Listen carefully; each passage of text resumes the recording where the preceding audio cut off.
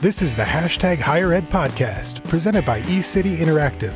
eCity creates websites, marketing campaigns, and magic for higher ed institutions large and small. Every digital challenge has a solution. eCity's talented team of problem solvers will help you find yours. And now, here's your host, Stephen App. Hey everybody, and welcome to Season 2, Episode 12 of the Higher Ed podcast. I am your host, Stephen App. We have a really cool show today. This is a topic that I've been really itching to get recorded for this podcast series, and I'm so glad that I finally found someone to come on the show and chat about it. That someone is, of course, Jens Larson. He is the Director of Student Communications at Eastern Washington University, and we're going to be talking about list buying. So let's jump right into it. Jens Larson, thank you so much for joining the Higher Ed podcast. Oh, excited to be here. Long-time listener and lurker. I would imagine that so many people who are listening to this episode understand the concept of, we'll say list buying, name buying, search campaigns. It goes by so many different names.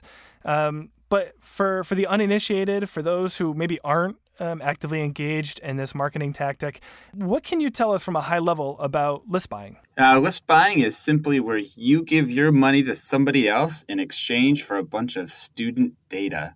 It's pretty common. I think the last figures that I've been able to find are from a 2010 New York Times article where they mentioned that College Board at that point was selling about 80 million names a year to about 1,200 institutions. My suspicion is now they're probably closer to about 150 million names a year to institutions, although it's hard to say because they don't release that data. So an institution is going to go to a vendor like NRCCUA, NARCUA, or they're going to go to College Board, SAT, or maybe to ACT or CBSS, and they're going to purchase, usually for less than 50 cents, the names of a bunch of students who didn't say they were interested in the institution, but did kind of give these organizations permission to sell their data. The other way that institutions acquire names is through purchasing lists from organizations or companies that have actually had students express interest in them. So a good example of this is CapX or Carnegie Communications. They run some of their magazines like PC and U, where students can request information, and they can then sell that information back to the college, saying, "Hey, we've got a bunch of students who are interested in you. Do you want to know who they are?" And those are really sort of the two ways that institutions buy student data. There are some really sketchy places. If you really want, you can buy student data from ASL, but they got sued. So I'm not sure that's a great place to get the data. But it's a pretty good racket when you think about it from particularly the SAT and ACT scenario. And ACT just bought NARCUA, so there's a lot of value in it from a straight sales and marketing standpoint. But you provide the test that the students are required to take in order to go to college, and then you sell that data to the colleges so that they can market to the students who are required to take the test. It feels a little dicey sometimes, but that's the way it works, and lots of institutions do it. It feels like we're talking about two different levels, I guess, here, right? Because you have the one side of things where these students did not signal interest in your school. They don't know that you're going to be contacting them. Or maybe at this point, they assume that someone is going to be contacting them if they have family who've gone through the process already. And then we have the other level, which seems, from an ethical standpoint, certainly not in a dangerous area where we have students who are signaling interest about a particular school. And from that standpoint, I would imagine the issue is a lot more just on the financial ROI of those tactics versus maybe the ethical gray area of the tactic. Is that right?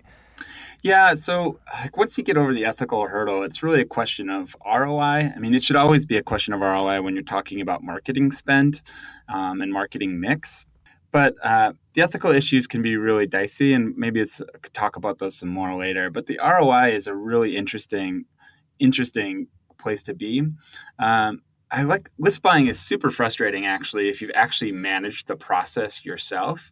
So you go out and you purchase these students, and some institutions are purchasing millions of names. I remember once listening to ASU, Arizona State University, talk about how they were just purchasing the name of every student west of the Mississippi, which is just an immense. Just a few students. Yeah, just a few students, a couple million. It's like a multi-million-dollar name buy. And if they were getting a great conversion rate on that, like nobody else in the west of the Mississippi would have any students. So the conversion rates are really low. So you go through the process, you purchase the names. Sometimes our purchase list, 25 to 50% of them are students who are already in the system somewhere. They requested information, they sent FAFSA, they took a tour, they raised their hand some other way through another vendor, and we already knew that they were interested. But you don't know who's in your list before you buy it. So you end up with a lot of this extra duplication. Then when you go and plug the names into your CRM or into your various systems and you start communicating with them, you're going to get a 3 to 4% bounce rate, which is so frustrating. It's like getting your fall fair piece right off the press and then immediately throwing like 3 to 5% of them into the garbage behind the mailroom. It's just, it feels like a waste right from the get-go. And then from that point, you're working with students to get them through the funnel. But what's really interesting is that, like you see it in the website data, the time to get a student is when they're most interested and ready to make a decision. And you can nurture leads for a long time if you're purchasing sophomores or juniors. But in the moment when they want to make a decision, they usually make it really fast. We do a lot of research on how students behave on the web. And we see that when a student requests information, that if we can get them to apply within the first 3 days, we've got about a 97% chance of getting them through to application completion. But after that, it just falls off the chart. Like there's no way we can get them through. So you really kind of have to strike while the iron is hot. And it's paralleled a little bit by some of the things we know about the way that students approximate quality at an institution. Judging academic quality is notoriously hard for students. And a lot of data on international students shows that the way that they do it is they approximate how academically strong an institution is by how quickly they manage their response rates and how engaged individuals are at a personal level with them in that process. And list buying is kind of the exact opposite of that process. It's where you purchase a bunch of students who you think are alike, and then you send them en masse a bunch of communications. And I'll be really candid. I secret shop about 200 institutions a year, so my inquired student gets scooped up in a lot of these campaigns. And a lot of these institutions are using the same vendors to run these campaigns. And I actually have folders now where I get a piece from an institution and I just shove it into that folder, and the folder is labeled by the vendor who is managing their campaign. And it's to the point where my student workers and graduate student assistants who help file some of this stuff, even they can recognize, oh, this is a piece that's coming from Spectrum, or oh, this is a piece that EAB Royal did. It's really easy to see what it is because those organizations that support institutions through the name buying and search process are largely dumping out the same sort of formats, the same content, and the same messages. I guess, Jens, you're talking about nurturing, and I'm thinking you're right. If you're being lumped in with marketing material that looks like every other school, is there a benefit to saying we're not going to purchase names of those who are maybe spring semester juniors and seniors taking the test? We're going to try to get them as sophomores and nurture them so that by the time they do take the test, we have a head start on some of these competing organizations. Is there more sense in that? I mean, I'm just thinking from a pure ROI perspective at this point. Yeah, there is value to starting earlier, but it's a really interesting question because students took the test or filled out the NARCUA card, and at that point literally said, we're not interested in you. Because if they were interested in you, they would have sent you their test scores, or they would have indicated to NRCCOA that they were interested, and NARCUA is happy to sell you that information too. You can buy those names separately. So you can get the students who are already interested in you at any point that they've started to raise their hand.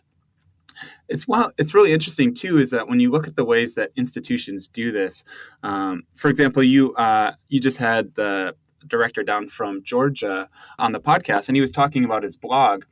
And it's really interesting. Most institutions don't have any resources like that. MIT is another one that does it.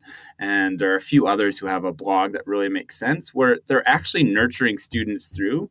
So the students who are interested are finding engaging and useful content at all stages of their journey. And so what institutions do when they buy sophomores and even junior names is they typically are buying those names and not providing any digital or website experiences that provide sort of the engagement opportunity there. So yes, there's value to it, but only if you've already done the fundamental work of putting in engagement pieces where students can get to your other platforms and find the same level of service and marketing expertise that they're getting in their direct mail and email campaigns. The thing that I think is interesting about this, and you mentioned this a little bit earlier, let's say you're going to purchase a name from Narqua, and someone who has indicated interest in your school. From an ROI perspective, you're of course more likely to see a response from a direct mail piece or an email blast to those students because they've signaled interest in your school. The thing that I think higher ed always wrestles with is that those students probably would have already come to your website on their own behalf if they're interested in that institution and perhaps have filled out an RFI form or signaled their interest in another way. But we don't know that for sure, right? And I think it's that lack of clarity, that lack of a guarantee that leads people to buy the names of the students who have signaled the intent. Do you agree with that? Yeah, I mean, it's really interesting to think about how list buying arose as a practice because it didn't really exist before the late 1970s and early 1980s. And so McGuire and Associates, or McGuire Associates is what I think they're called now, when they originally sort of launched this, they were taking the tactics that they'd learned from political campaigns and applying them to the nonprofit sector for really the first time. I mean, there were some direct mail campaigns that had existed historically, but nothing really that was as strategic as what they were then proposing. And so for the first time, it was a way to actually get into the homes of students and their families. Before that, you had to have dollars for radio spots or for TV ads, and most institutions just didn't have that. Or you had to rely on your NCAA programs. And even then, the marketing and television value of those programs was a little bit less. So at the time, this was the most measurable way, easy way to do it. You knew that you'd bought their name, and then you knew if they'd applied or if they'd enrolled at your institution. So it was this really fantastic, measurable way to get results. And so it became really, really easy to report on. What's interesting is that the way we get into homes now is drastically different. I mean, you've got multiple devices, you've got different ways to access those devices, you've got different ways to co-brand or multi-screen or engage with students on different levels. Students are looking for us on social media. I mean, the home that we're trying to get into is really the device that's sitting in their pocket. I mean, 95% of students now have a smartphone device. And they're checking it. 45% of them say they're on it almost all day long. That's really where a lot of the opportunity is, but that's so much harder to explain to people. I was sitting in an executive meeting at an institution once, and they were talking about just search engine optimization. And one of the executives said, "Oh, no, we already do that. There's a search bar on the website when you go to our homepage." And that's the level of sophistication that sometimes individuals are dealing with when we're talking about some of the new digital marketing strategies that are available. And a lot of these folks came of age in higher ed when name buying and list buying and search campaigns were the thing to do and the novel thing to do. And so they're familiar with it. They understand how it works. It feels like it's really easy to do. And a lot of times it is actually sort of, hey, let's wash our hands of this, particularly if you're working with a search vendor who's doing your fulfillment and maybe even doing the marketing and branding for you. You almost don't have to do anything.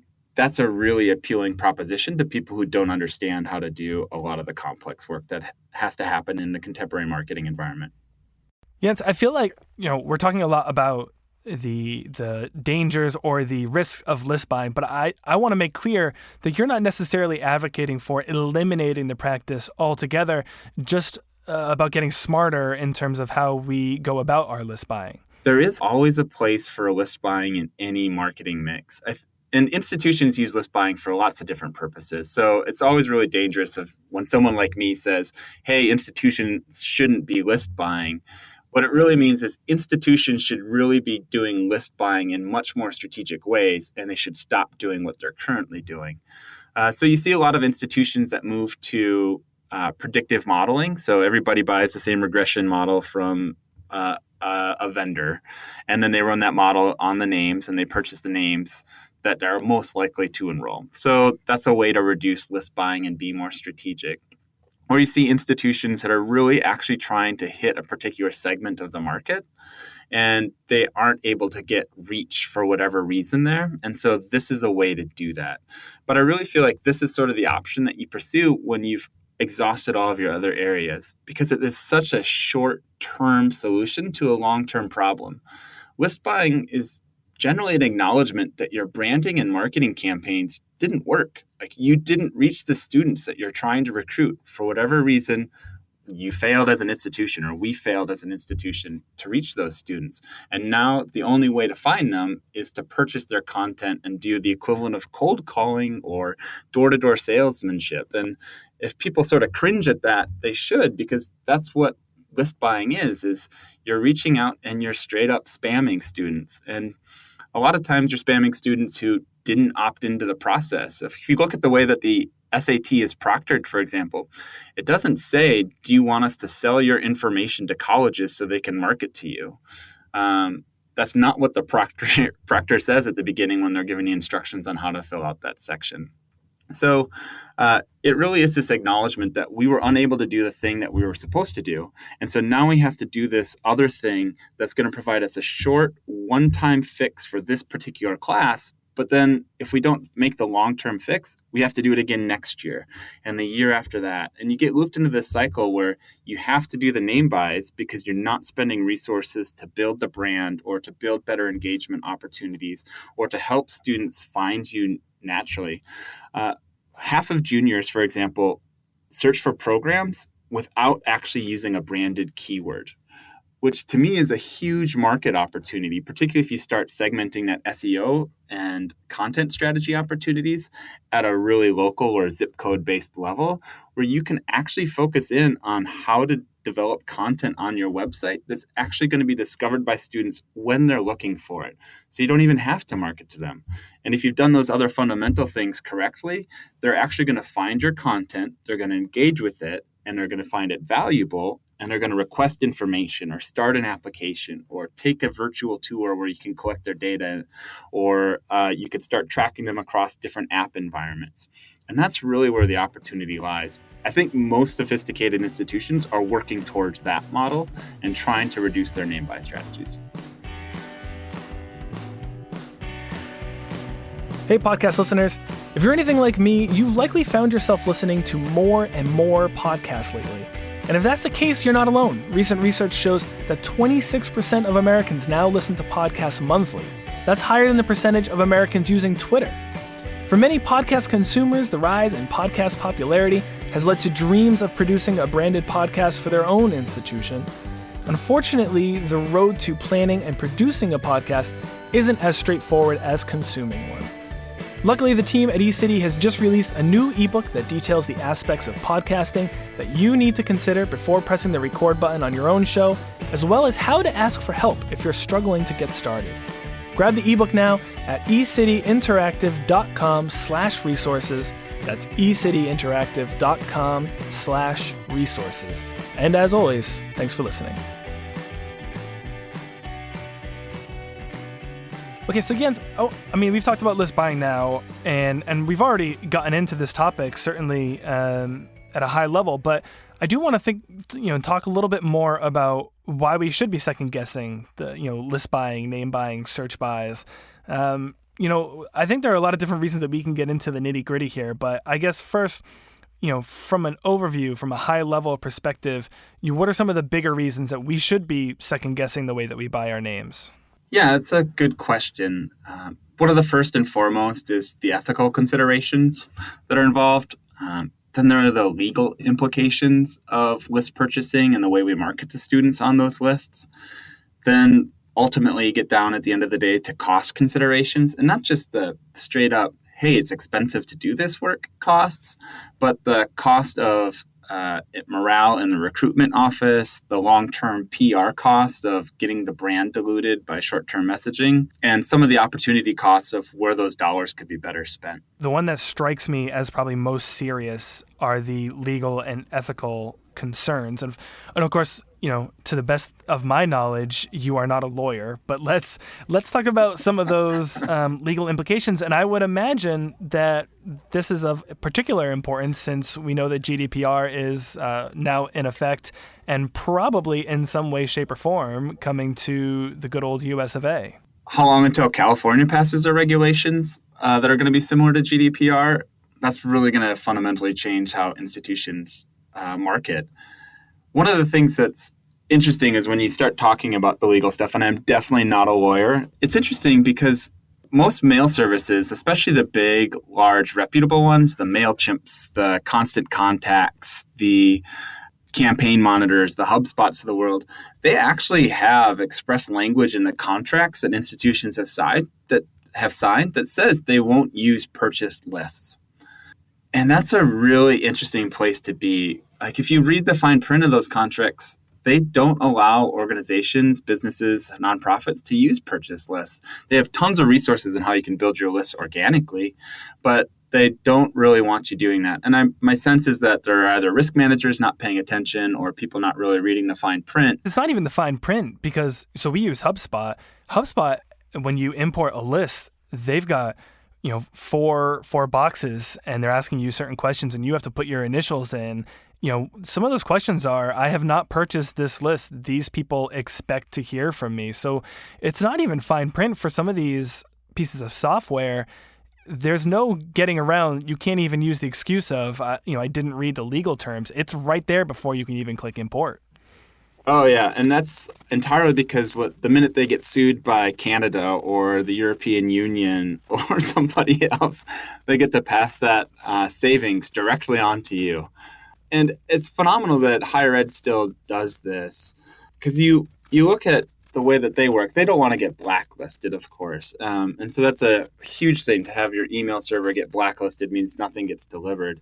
But even to be graylisted in the email space where your communications are being flagged as potential spam and ending up in spam inboxes or the promotions inbox inside of Gmail, it's a huge issue for institutions. A secret shop, like I mentioned earlier, a couple hundred a year. And I think institutions would be really surprised to see who ends up in the inbox and who ends up in spam. And it's largely, I suspect, a result of the list that they're using to market. Aside from just the blatant disregard for the fine print or the terms of service, what are some of the larger policies or just laws that you're trying to follow where you are at your institution? Yeah, so we pay attention to GDPR. We're also really close to Canada, and so we have a sizable number of students who are inquiring from Canada. And so the canned spam laws in the United States are pretty gentle, but the CASL laws up in Canada are not very gentle. They're actually quite regular. So that's Canada's anti-spam law. The offenses for that, I think, start at $16,000 per single email offense. And I know a lot of institutions probably think, yeah, what are the odds that that's going to happen to me? But I'm also pretty sure that's what institutions thought when they said, hey, what are the odds that somebody's going to hit me up with a lawsuit for the lack of subtitles on my YouTube videos or the lack of accessibility on my website? And then you've got edX and MIT and Harvard and Hofstra and Manhattan College all going through lawsuits for exactly those things. So from a risk management standpoint, CASL is a big one. The fines for GDPR are also going to be pretty immense.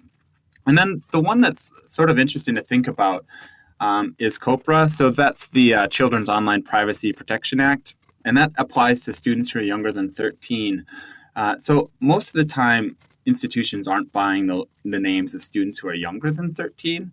But you think about the ways that institutions do have access to young students' data in the form of camps or some of the group visits or some of the programs that they might be running.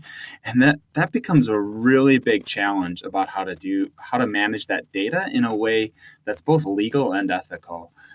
Because even if something is technically legal, more often than not, parents don't feel that the way that institutions reach out to their students is a really helpful part of the process. And so there's the straight up legal fines and regulations that need to be followed, but then there's the actual, hey, like even if we're doing everything by the book, parents don't always see following the law the same as doing good work. I mean, so if that's the legal, what about the ethical, Jens? Because I feel like there's also this idea of, again, we've talked about this again, beyond the fact that students maybe didn't opt in, or definitely didn't opt in this case, and ask for your information, I think there's also probably just a missed opportunity, especially for schools who are targeting maybe first generation or lower income potential students who aren't as sophisticated, maybe are taking the SAT later. Can you talk about some of those aspects? Yeah, so if you've been following John Beckenstedt at all, so you kind of have to start with the question, is the SAT or testing itself, is that even an ethical practice alone? And it's really interesting. Institutions are more than happy to go to test optional, but test optional institutions still buy names. So there's this sense that we have this apparatus in place that exists largely for us to market.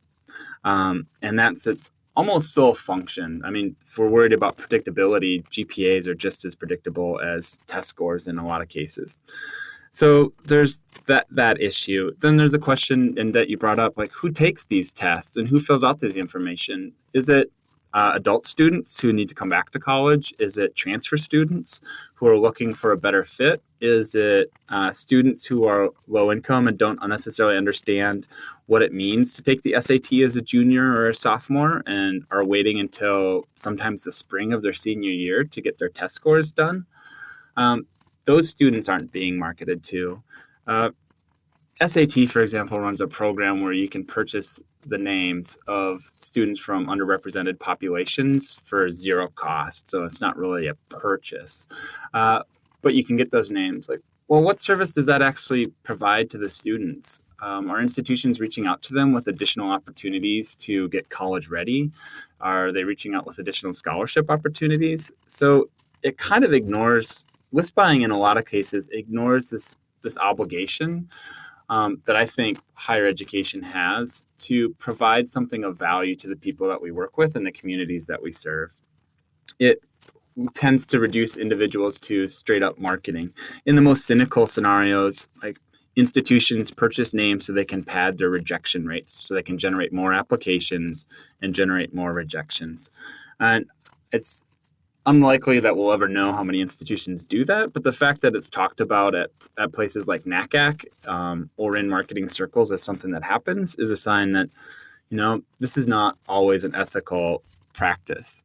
I think as well, like we ignore a lot of the students who really do need college experiences or need to better understand the college experiences, and instead what we give them is marketing.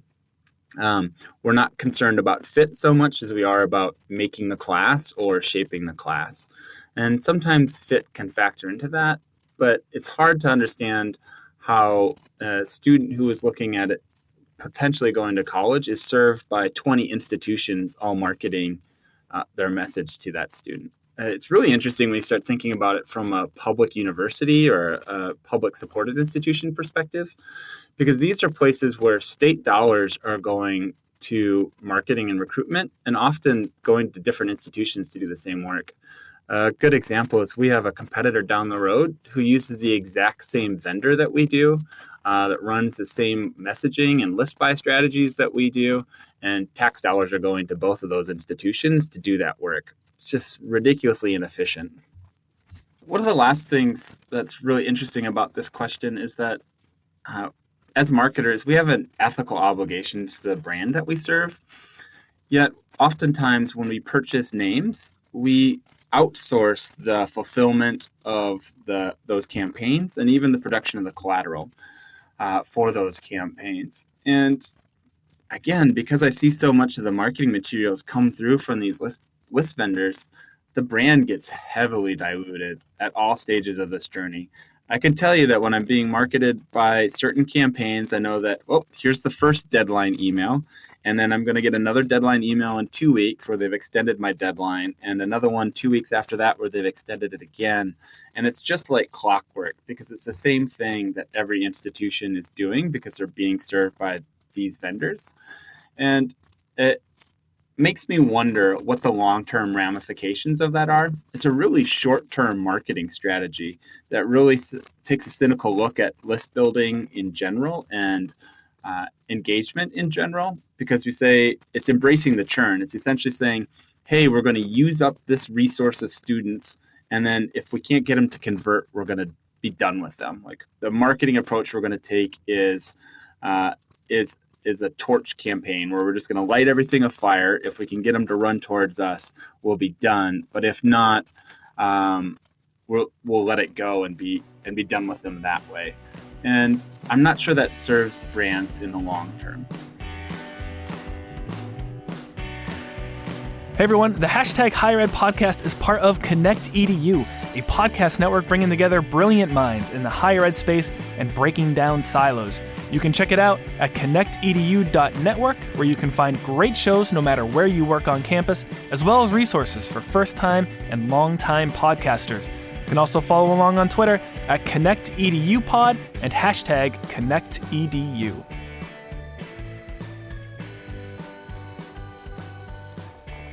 Jens, I feel like you've talked a lot about, right, from a financial perspective, right, the problem with ROI, conversion rates, bounce rates, just in terms of having accurate email addresses and actually reaching the person for whose name you're buying.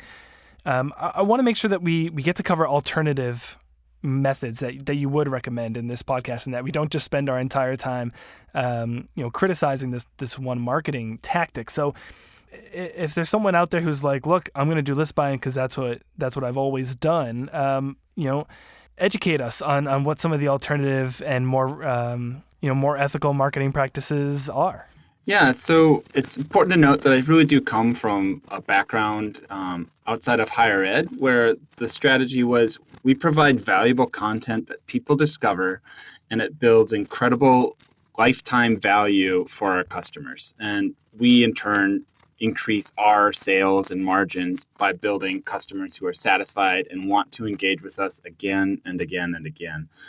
And I think higher ed can do a lot more of that. Higher ed is a fascinating industry, super complex, but it's one of the few places where organizations have been building fan bases for decades. Like, that's entirely what most contemporary marketing is trying to do now. It's like, how do you not just get customers, but how do you build a fan base that talks about you, promotes you, and wants to share your content and your information?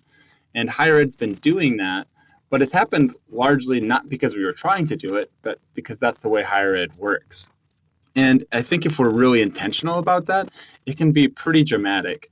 I like to start with SEO, because I imagine if some of these organizations that are spending millions of dollars on their search campaigns, if they drop millions of dollars into competing for certain keywords in SEO, it'd be so amazing. I get kind of Willy Wonka-like fantasies of like how great it would be. So that's an easy place to start. In search engine marketing and PPC or those sort of activities, institutions can always do more of. I think a lot of it, though, comes from being able to do the types of activities that foster long-term relationships and frictionless engagement. So when you go to websites, it should be really easy for students to do a lot of the task management that they want to do. Bob Johnson writes about this all the time in terms of allowing students to do the things they want to do on your digital platforms. And we don't always do that. And so they end up at college search sites because they do allow it. But we make it so hard to request information or to sign up for tours or to make sure that they're getting applied for scholarships. All of these things can be made so much more frictionless. A lot of times, too, we don't do a lot of long-term brand building exercises that really work. And some of this comes down to how we market to counselors, high school counselors, and college or independent counselors. Both of those areas are underserved in terms of the way institutions market. But to market to them, you can't go out and do the types of things that we do with list buying. We talk to a lot of high school counselors and independent counselors about the activities that we do with their students. And they're just as cynical as we are. Like, they see all the junk mail that shows up, and they know that, hey, you're recruiting a student that has no opportunity to get into your institution, and it's because you purchased their name from a list, and they misstated their GPA, or they misstated their college intentions, and you're not savvy enough to know that. The high school counselor is more than happy to tell us that, but we wouldn't find it out if we're not engaging at a fundamental level. There's other ways too, like better video strategy. Institutions typically don't have any engagement inside of their videos. So you get to the end of the video and there's no call to action, no opportunity to subscribe or to watch another playlist or to go to a website. We talk about social media a lot. Institutions don't do a whole lot of social media listening, and they generally understaff their content production areas pretty dramatically. Now, this doesn't apply if you get to be like a CSU or a large public or an elite institution where you have the resources for these things. But at a lot of institutions, they're simply not funding those types of activities. There's an opportunity to do more with experiential events, particularly for younger students who want to get into this space. I think that's one of the reasons why you see so many institutions moving towards offering summer camps, particularly elite institutions, because it provides them a way to build a pipeline of future students who are engaging with the brand year after year after year, and are engaging in the types of activities that they know will be helpful to them in getting students to apply, but ultimately to persist and graduate. Then as well, there's the simple content building strategies that people should be deploying, like actually developing content that is not strictly about the transactional nature of the college search process, but about the sort of emotional and personal connection that students have with an institution. Institutions, by and large, don't do a whole lot of that work. And again, some institutions with lots of resources do, but other institutions don't even know to start that conversation. What about for you personally, Jens? And I shouldn't say, when I say you personally, of course, I'm talking about you and your role at Eastern Washington University. What are some of the steps that you've taken that you have found particularly helpful and impactful in terms of organic lead gen? Yeah, so this is really interesting. When I started at Eastern Washington University, I'd like to think that we're more sophisticated now than we were then. We've had our 6 largest classes since I started, so that feels pretty good. And we've changed our mix a bit, which also really helps. So from a success standpoint, I think a lot of what we do works. One of my favorite things that we started doing is we just call it break the website. And so we take a lot of the questions that our front desk staff get, and then we try to answer them just by doing a Google search and then navigating the website, which is how most of our younger students are going to be engaging with us. And if they can't do that really successfully, then we know we have not generated the content that they need to be successful. So one of the ones that was really interesting is that we have a really active Pride Center on campus that does phenomenal work with our LGBTQA plus students. What was interesting is that it was completely undiscoverable except through Google.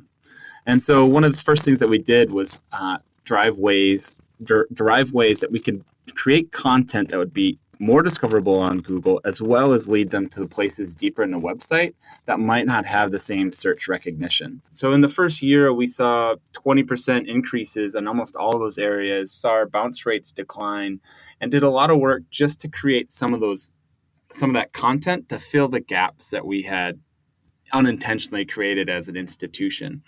The other thing that it allows you to do is it really lets you see where your processes are breaking. So institutions don't often ask their front desk staff about their website experiences. They tend to go towards their marketers or maybe do some student work or some surveys. But what ends up happening is your front desk staff deal with all the stuff that is broken. In fact, they almost never deal with any of the standard stuff. 80% of their time is spent dealing with problem cases of people who couldn't do what they wanted on your website. And focusing on what's broken in that way is a really positive experience. And it also allows them to provide feedback and to see their feedback being implemented. And so it provides them ownership in the website. They're much more likely to report problems. They're much more likely to ask for things, all of which helps identify content areas that are missing at the institutional level. I think some of the other things that we've done that have been really helpful is we started to reconfigure a lot of the surveys that we were sending, particular post-event surveys, to ask students not if we'd done enough to satisfy them, but but how we'd actually failed to meet their expectations. And that's made us really, really good at events. So this year, we doubled event attendance for the third straight year in a row. And we actually saw our melt rates decline by about another 20 to 30%, depending on the event. So those are really positive outcomes simply from changing the way that we market our events and follow up with our events, and then ultimately end up structuring and organizing the events. So those types of activities are really low cost, but are really fundamental about developing content and processes that students are engaging with online.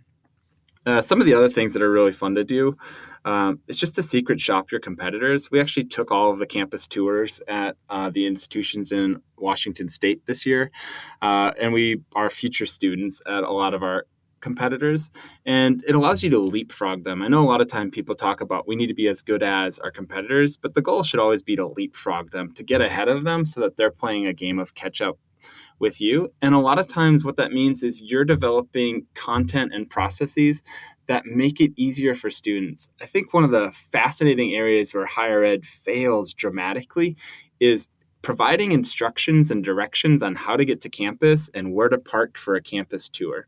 So campus tours, hands down, one of the most successful ways to get students through the process. I mean, our conversion rates, when we're doing really good, we can push them up to 85%. Last year is where we took a tour, applied, and came to the institution. Like, that's where we want to be. Like, I think industry average is probably close to 65%. But one of the simple things to do is can you provide email content, sign-up experiences, and promotional experiences that demonstrate that you've taken time to get the small things right. Like, you've made it easy to park, you've made it easy to pay for parking, you've made it easy to find where they're going. And a lot of this ends up crossing all of your digital platforms and a lot of your physical platforms. So it's campus signage, it's the email reminders that you send out, it's your check-in processes, it's your sign-in processes, and then it's your promotional opportunities. Like, what makes your campus tours unique or different? And then how can you structure them in a way that you're actually showcasing things that your competitors aren't even talking about? And those are some really just simple things that don't require a huge expenditure, but are fundamentals. One thing we also did over the last few years is we changed the tone of our marketing. MailChimp is a fascinating company, but they had this tone and style guide. I think it's changed names since then. But they talk about the way that they want to engage with their customers and how you handle customer concerns. And we kind of adapted a similar approach. So we developed an in-house content, voice, and style guide for the way that we promote and market ourselves to institutions or market ourselves to students. And we know it works. We do list buys like everybody else, but we pushed really hard for a list buy vendor to not use the same marketing tone that they were using in other places. And compared to every other client that they were working with last year, we outperformed by about 80%. And it's not because we did anything dramatically different. It's because we understood how our students were navigating the process, like what their customer journey was like, and tried to mimic the tone so that we were humorous when we needed to be, helpful when we needed to be, serious and stern when there was an issue, and understanding when there was a problem. And finding ways to do that so that when people find your content, they feel welcomed, and that they actually end up finding your content because you've done the other things right. Like those things really do drive long-term enrollment success, because I don't have to worry about doing that again next year. I can just worry about improvement. I don't have to go through the process all over again. We fixed this thing, we can move on, and now we're in the iterative phase. Whereas with name bites, I have to buy the name every year, run the models every year, go out to market every year, and then just keep doing it over and over. It doesn't allow me any chance to sort of take back and rest on my laurels and move on to the next thing.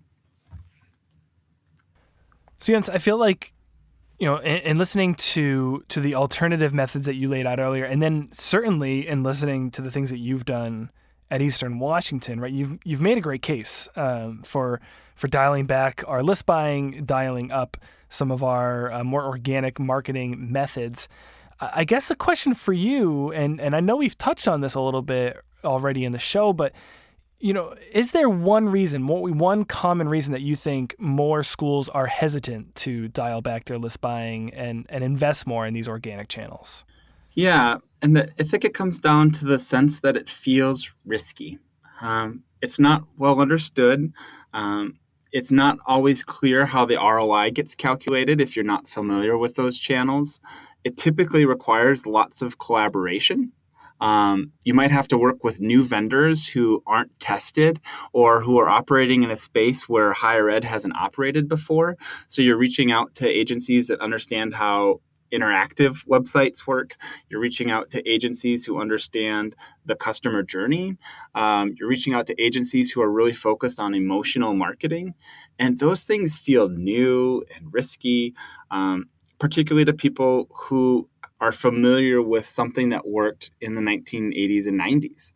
And while list buying won't ever go away because legacy strategies always exist, we'll always do billboards, we'll always do radio spots, we'll always do television ads, as long as those media exist, there's an opportunity to move some of those dollars into areas that provide higher return. And simply changing the marketing mix and changing the funding strategies so that a portion of the budget is set aside to try new things each year and see how they compare to list buying will ultimately make people more comfortable with investing in content strategy, SEO, and long-term engagement practices or experiential marketing. Hey everyone, a quick shout out to the agency that makes this show possible, eCity Interactive. I really do love coming to work every day at eCity, and that's not just because everyone shares my love of donuts. But that's really because I get to collaborate with a talented team working on everything from user experience to content and digital marketing to web design and development and a whole lot more. Our work has earned us an incredible roster of education clients, including the University of Pennsylvania, George Washington University, Petty School, Cornell, Drexel, Rutgers, and many others. So if you're looking to improve your web and digital presence and better communicate your school's story, visit us online at ecityinteractive.com and get in touch. This has probably honestly been one of the longest episodes I think we've recorded on this show, but it's that way because I enjoyed the conversation and wanted to keep asking you to share more information on a topic that, like I said at the top of the show, I care so much about, and clearly you do too. So first and foremost, I have to say thank you for coming on the show and for not only talking about list buying and the issues that arise with that tactic, but how you're combating that at Eastern Washington. So thank you so much for joining the hashtag Higher Ed podcast. Thanks for the opportunity. I really appreciate it. It's been fun. And before we let you go, of course, a couple housekeeping matters that we handle every week on this show. First of all, for those who want to learn more about what you've talked about today or just learn about you a little bit more, where can listeners find you online? I'm on Twitter and LinkedIn. I'm also on Google+, although I don't think anybody else in the world is on Google+ anymore. I blog at U of Admissions Marketing, although I blog less frequently than I used to. And if you really want to follow me as I trail run across Washington State, I'm on Instagram too. And of course, each week on the show, we ask our guests to give a social shout out to a colleague or individual that deserves a little bit more recognition of their work. And Jens, I know you came through and had someone in mind, so the floor is yours. Yeah, I want to give a shout out to Ray Brown, who runs College History Garden. It's this absolutely fascinating website that keeps track of college mergers, closures, and rebrands. And in the same period, he'll be posting historical articles about marketing or postcards that institutions ran in their early days. He also talks a lot about how institutions use history and tradition in their branding and marketing campaigns. And it's one of those places where it kind of feels like the original internet, when everybody was just really excited to share something they were passionate about and they didn't have anything to sell. And so it feels really good to read the blogs and also to get some ideas and to see that a lot of the challenges that we face now are the same challenges that institutions have faced since the 1800s and before. So Ray Brown, College History Garden, highly recommended. Very cool. I did not know about Ray, and I definitely didn't know about College History Garden, so I will check that out. If you're listening to the show, you should also check that out. Definitely connect with Jens and follow him on Twitter and across his blog. Jens, thank you again so much for joining the show. Really looking forward to future conversations about this and other marketing tactics and following along with everything you're doing at Eastern Washington. And we'll keep talking to you in the future. Awesome. Thanks so much.